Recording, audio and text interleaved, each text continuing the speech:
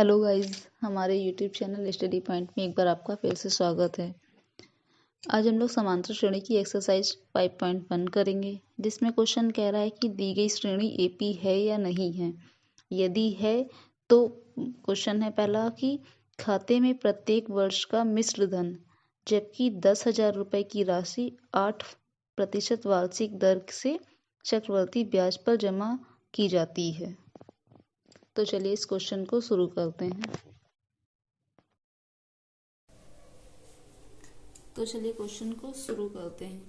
इसमें सबसे पहले बात आपको बता दे रहे हैं कि मिश्र धन क्या होता है। मिश्र धन बराबर होता है मूलधन इंटू ब्रैकेट में 1 प्लस दर बटे 100 का होल पावर जो होता है वो उसका समय दे रखा होता है। तो इस क्वेश्चन में इसका यूज होगा, इसलिए मैंने आपको ये क्वेश्चन का फॉर्मूला लिख दिया है। तो सबसे पहले शुरू करते हैं। इसमें कह रहा है प्रथम वर्ष के अंत में जो मिश्र धन है, हर वर्ष मिश्र धन पड़ता है। फिर सबसे पहली बात, अब इसमें कितना समय है तो लिख देते हैं प्रथम वर्ष के अंत में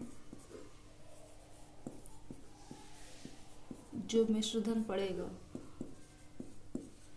मिश्र धन इसको मान लेंगे ये T1 बराबर है।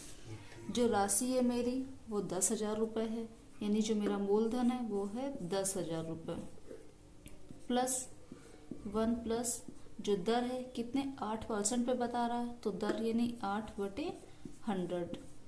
और क्या कह रहा है कि प्रत्येक वर्ष यानी एक साल पर जो पड़ा है वो T1 ये है। इसी प्रकार से हम T2 निकाल लेंगे।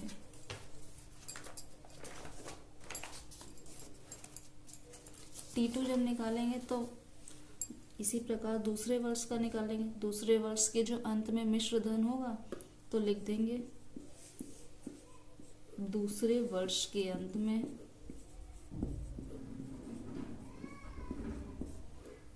जो मिश्र धन है, मिश्र धन यानी यहाँ से T2 मिल जाएगा हमको।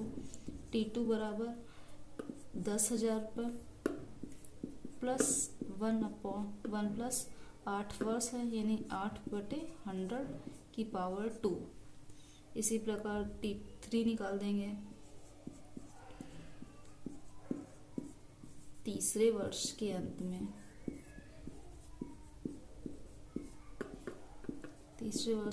में मिश्र धन यानी जो यहाँ से मेरा T3 आ जाएगा वो हो जाएगा 10,000 प्लस 1 प्लस 8/100 की पावर 3। ये जो 1 2 3 चल रहा है ये हर साल का अंत में जो समय है वो लगा जाएगा, ये वर्ष में है। अब इसी प्रकार से लिख देंगे, इसी प्रकार T4 बराबर T4 हो जाएगा 10,000, ये 10,000 है प्लस 1 प्लस 8/100 की होल पावर 4 हो जाएगी। अब ऐसे सारे वर्ष के लिए हम डेडस कर दे रहे हैं।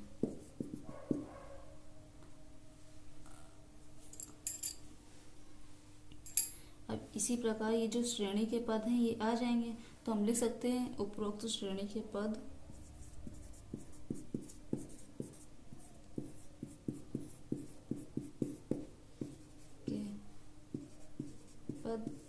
इस प्रकार हैं। जो पद आएंगे अब इसको हम यहाँ से लिख सकते हैं लाइन से। कौन कौन से आए हैं? पहला आया है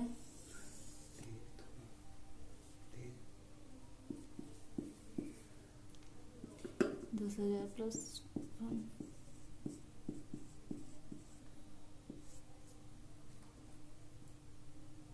की पावर 1 थी। दूसरा था 10,000 1 प्लस 8/100 की पावर 2, इसकी पावर हो जाएगी 4।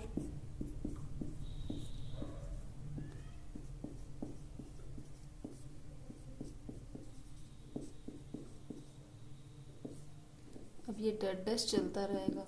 तो अब हमको देखना है कि ये मेरी श्रेणी एपी है या नहीं है।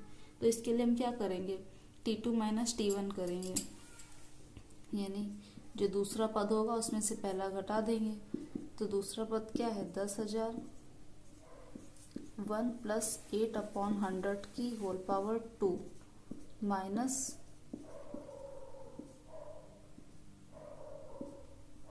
1 प्लस 8/100 की पावर 1।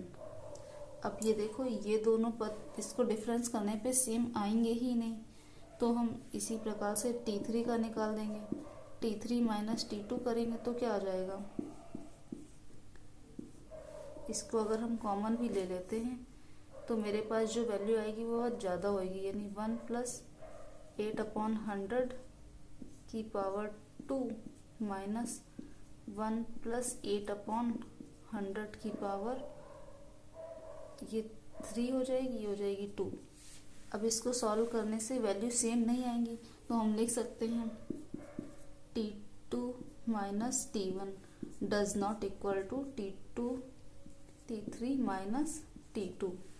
अतः जो दी गई श्रेणी है वो AP नहीं है।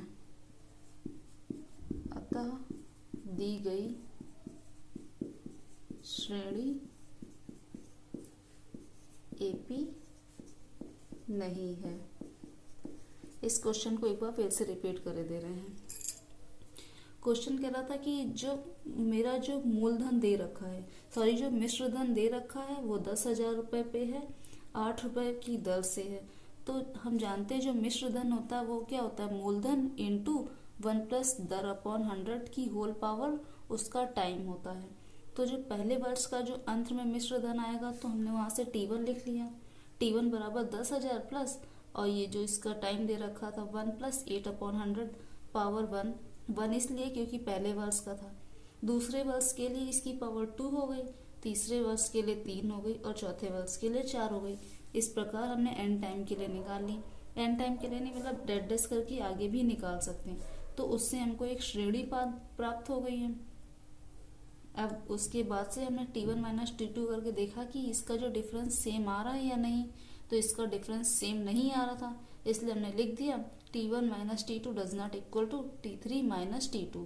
अतः जो दी गई श्रेणी है वो AP नहीं है।